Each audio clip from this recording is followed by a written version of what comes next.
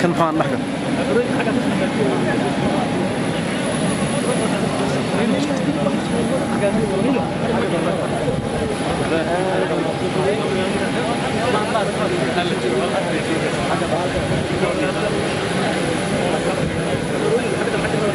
حاجة هوري حاجة ثم تجا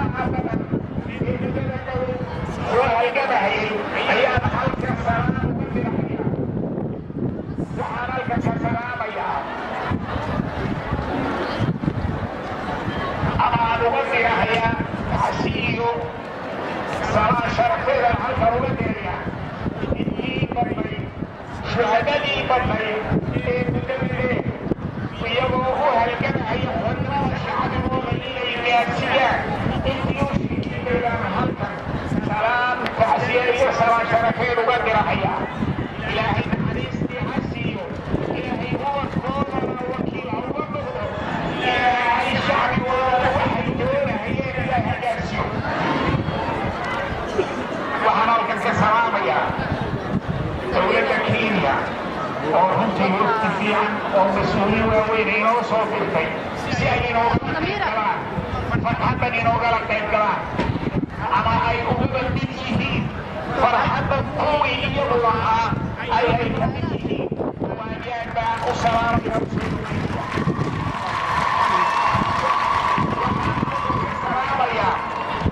dowladihii iyo ashkaastii iyo ururadii weligood lagu garab taagnaa ee lagu taageerahayay inaannu gobonnimadayada gaadhno in shacbiga soomaalida ogaadeynaya maalin maalmaha ka mida inuu gobonnimadiisa gaadho dowladihii lagu taageerahayay iyo ururadii lagu taageerahayay yaa maanta magaciisa salaam ugu dirayaa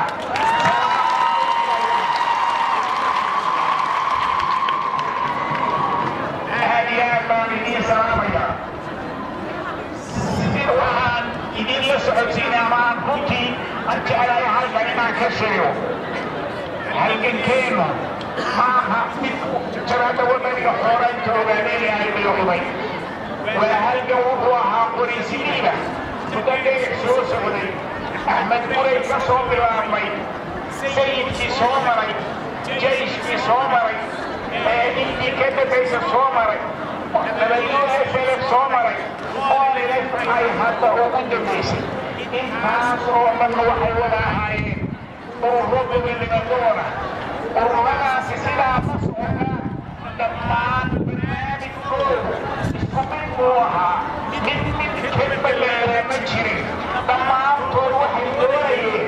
in shacbiga soomaalida ogaadeynaya oo gobonnimo helo inuu gumaysiga ka baxo taasoo waxaa barnaamijkoodu waxay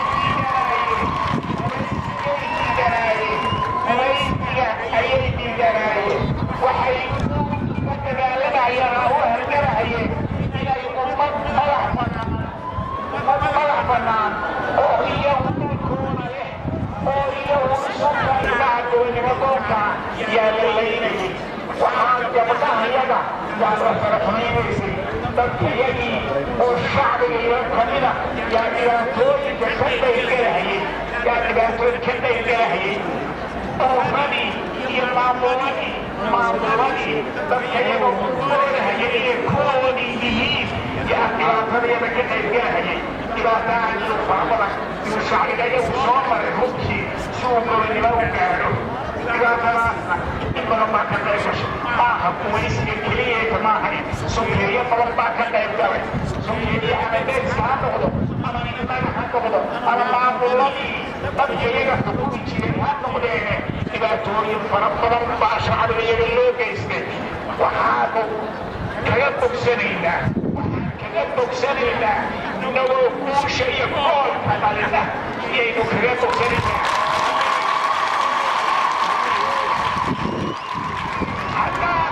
hoos u hoorsano haddaan daraco waxaan gaarayna male waxa weeye inaynu si fiican oo geesinima oo midnima oo isku tashi ah oo adkaysi badan waa inaynu u midowno markaynu koolka u dhalinno guusha u gaadho inagoo inna aan u haynin inagoo aan u haynin waa inaan guusha gaadho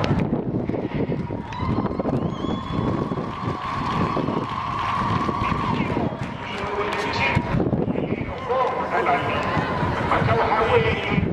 aad iyo aad baan idinku mahadnaqinaya dhibaatooyinkaa faraha badan ee idin soo gaadhaya waxaynu kaga bogsanaynaa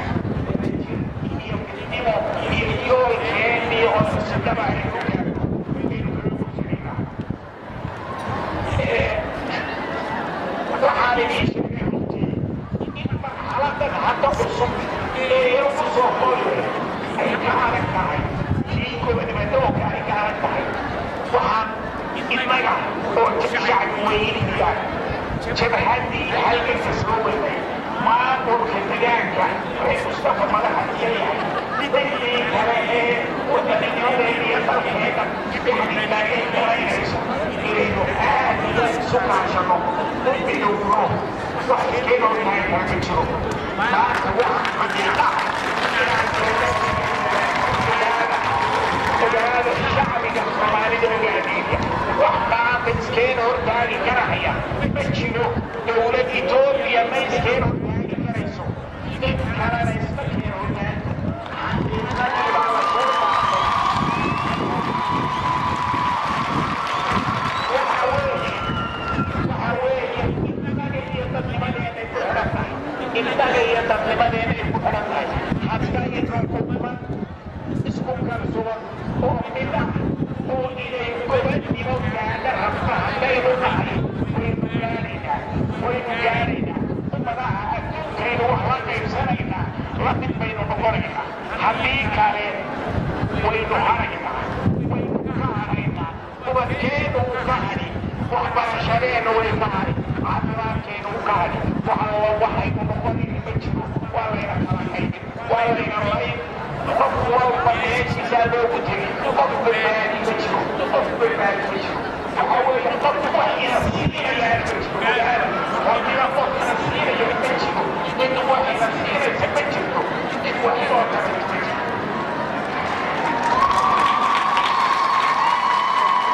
cid wax inoo taraysa ma jirto inna waa inu haysatano innaga wax dalkeenna wuxuu ku imanayaa midnimadeena iyo jidkeena iyo inaynu xusuustaano mar walba dhibaatadii hore laynoo gaarsiiyey kala qaybsanaantii inaynu xusuustaano qabiilka iyo islaynta shacbigeena waa ogtihiin uu islaaya hadduu islaynaya qabaa'ilkaa islaynayo gobolladii baa islaynaya waxaasoo dhan waa guyaysiga iyo maalihiisuwa astaanta guyaysiga wey inta shacbigeenu islaynayo inta qabiil isu laynayo horuma gaari mayno dowladnimo ma harayno dowlad ma noqonayno intaynu qabiil isu laynayo ma noqonayno dowlad waxaynu rabnaa ummad mid ah oo soomaali ogaadeyga la yidhaahdo oo mid ah oo hal qoys ah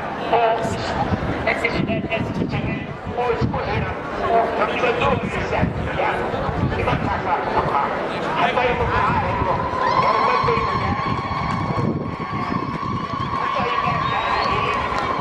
haddaynaa kaa helin waa layna gumaysan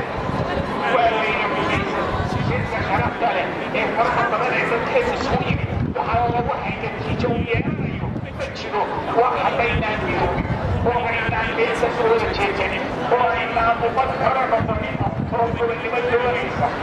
shaqan karimayn waa layna gumaysan haddii aynu midowno oo aynu yoolkeennaa haysano waxaynoo qaadi kara male intii oo imankaasa iyo cid hungoliyeynaysa dadkeena iyo doolkeena cid hungoliyeynaysa ma jirto hataa uma suurtagelayso marka innagaa isu hayno midnida dhaabkeeda innagaa hayna ma xorownaa oo ummadumada alla siman ma noqonaa mise waxaynu noqonaa labadaas inoo taaba haddaynu hal ummad noqono oynu qabiilka halkaa iska dhigno oynu qoyska halkaa iska dhigno oynu islaynta shacbigeena aynu halkaa iska dhigno haddaynu qoys noqono oo aynu mid noqono waxaa hubaala in dalkeena iyo barwaaqadiisa hayaakiisa dalkeenu dalcaana inuu noqonayo dalalka ugu khayr badan ee ugu sharafta badan inuu noqonayo waynu soo aragnay dhibaatada gumays waynu soo aragnay oo aynu tagtaanino hornimada waxay tahay